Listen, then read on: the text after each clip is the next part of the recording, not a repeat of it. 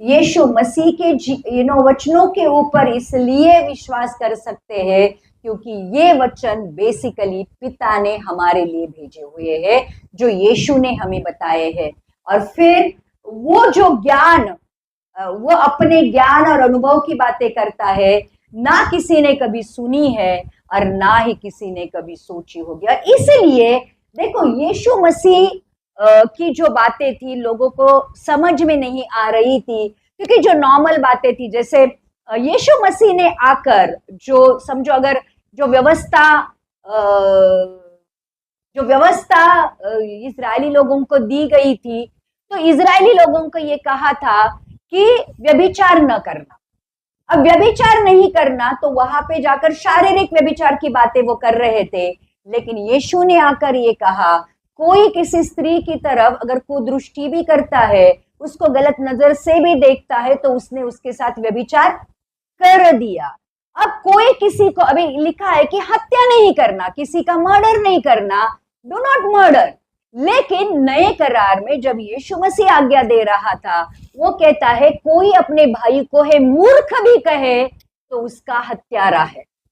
मतलब नए करार में अब ये जो बातें यीशु मसीह स्वर्ग से लेके आया था, लोगों को उसको समझना, उसको ग्रहण करना और उसके अनुसार चलना बहुत मुश्किल था।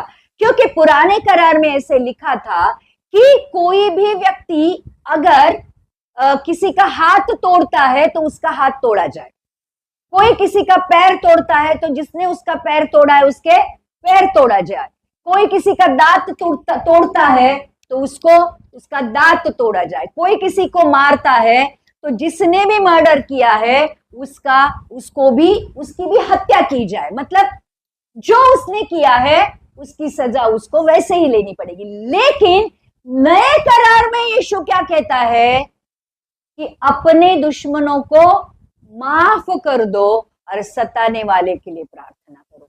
जितने भी अपराध जिसने भी आपके खिलाफ किए हैं उसको माफ कर दो, उसके बदला लेने के बारे में मत सोचो। अब ये जो बातें हैं, कहाँ की बातें हैं, कहाँ से बातें हैं? ये स्वर्ग से है, क्योंकि यीशु मसीह ने आकर सारी व्यवस्था को ही बदल दिया। मतलब सारे लोगों, उसने अपने आप में जो व्यवस्था उसने इजरायली लोगों को दी थी वो सारी पूरी की, भविष्यद्वक्ताओं की हर एक भविष्यवाणी को पूरी किया।